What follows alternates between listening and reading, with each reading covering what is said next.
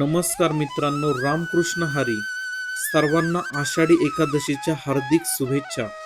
आज आपण आपल्या व्हिडिओमधून पाहणार आहोत प्रेमळ विठ्ठल मंदिर पुणे.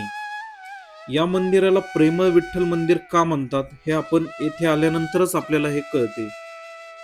हा विठ्ठल हा कुठल्याही मोठ्या नवसाला किंवा कर्मकांडाचा भुकेलेला नाही. त्याला फक्त हवी आहे आपल्या अंतःकरणाची आर्तता.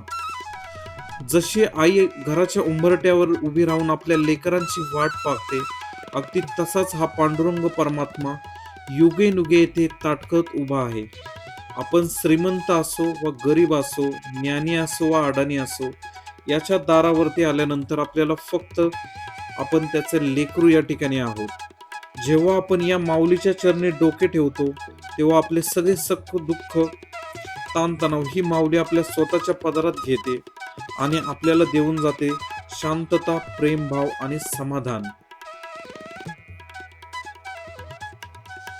पुण्यात मारुती मंदिरांना एक परंपरा आहे. त्यांना विविध नावे येथे आहेत.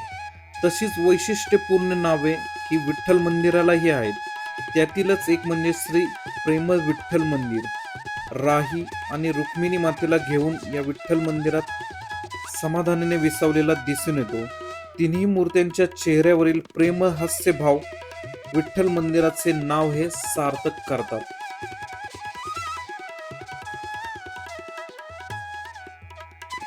हे प्रेमळ विठ्ठल मंदिर हे पुण्याच्या मध्यवर्ती भागामध्ये आहे.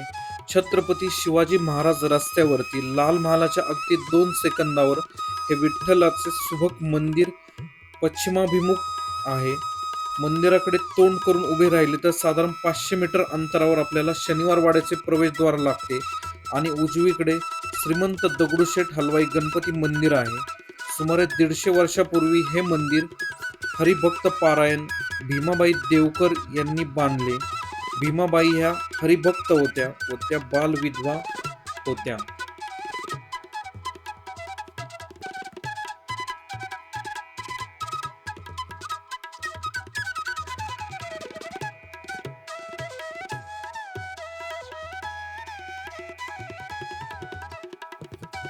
भीमाबाई देवकर ह्या या परिसरामध्ये कौल विकण्याचा व्यवसाय या ठिकाणी ह्या करत होत्या. त्यांना त्यांच्या गुरुचा अनुग्रह झाला आणि त्यांनी या ठिकाणी हे सुंदर मंदिर बांधले. भीमाबाईंच्या उत्तम कलाकृतीची दाद या ठिकाणी ही द्यायला हवी.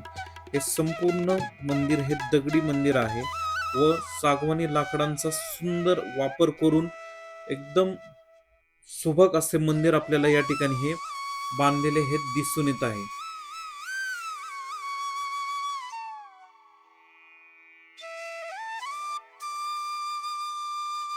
या ऐतिहासिक अशा मंदिराची 1904 मध्ये या ठिकाणी हे मंदिर बांधण्यात आलेले आहे. या मंदिरातील विठ्ठलाची ही मुख्य मूर्ती ही 17व्या शतकातील अत्यंत पुरातन अशी मूर्ती या ठिकाणी आहे. मंदिराचा गाभारा दगडी असून लाकडी सभामंडप आणि सुंदर हंड्या, झुंबरे हे या ठिकाणी हे मंदिराचे वैशिष्ट्यपूर्ण असे आकर्षक असे बांधकाम आपल्याला या ठिकाणी हे पाहायला मिळत आहे. आपल्याला मंदिराच्या गाभाऱ्यामध्ये पांडुरंग परमात्मा तसेच माता रुक्मिणी तसेच राही म्हणजे राधा मातेची मूर्ती आपल्याला या ठिकाणी ही पाहायला मिळते. अत्यंत सुंदर अशा मूर्त्या आपल्याला या ठिकाणी ह्या पाहायला मिळतात. या मंदिरातील मूर्त्या पाहून हे आपल्या मनातील भक्तिभाव हा आपोआप या ठिकाणी हे जागृत होते व मनाला एक दर्शनाने एक समाधान या ठिकाणी हे प्राप्त होते.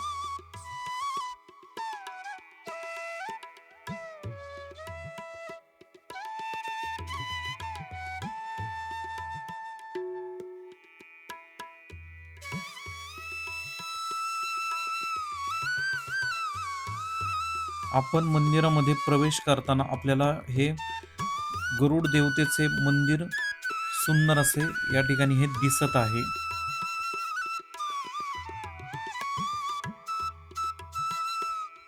मंदिरामध्ये विविध धार्मिक कार्यक्रम हे वर्षभर चालतात.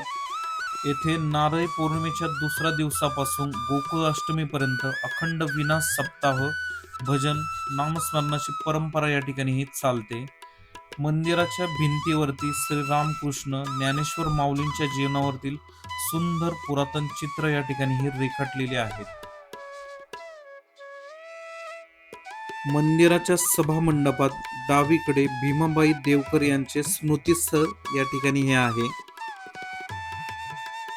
प्रेमळ विठ्ठल मंदिराचे आपण दर्शन घेतल्यानंतर मंदिराच्या समोरच्या बाजूला आपल्याला पेशवेकालीन गणेश मंदिर हे आहे. तुम्ही या ठिकाणी आल्यानंतर या मंदिरालाही एक वेळेस आवश्यक भेट द्या.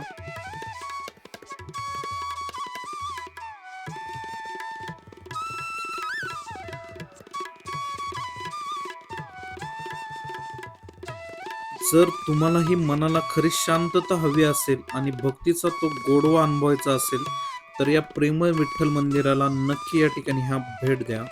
आजचा हा व्हिडिओ तुम्हाला कसा वाटला हा कमेंट करून आम्हाला नक्की सांगा. जर व्हिडिओ हा तुमच्या मनाला स्पर्श करून गेला असाल तर आपल्या मित्रमैत्रिणींना, नातेवाईकांना हा व्हिडिओ शेअर करा. चॅनलवरती नवीन असाल तर चॅनलला सबस्क्राईब करा व या भक्तीच्या प्रवासात असेच आमच्या सोबत जोडून राहा. जाता जाता फक्त एवढंच म्हणावंसं वाटतं, अवघा रंग एक झाला, रंगी रंगाला श्रीरंग, रामकृष्ण हरी.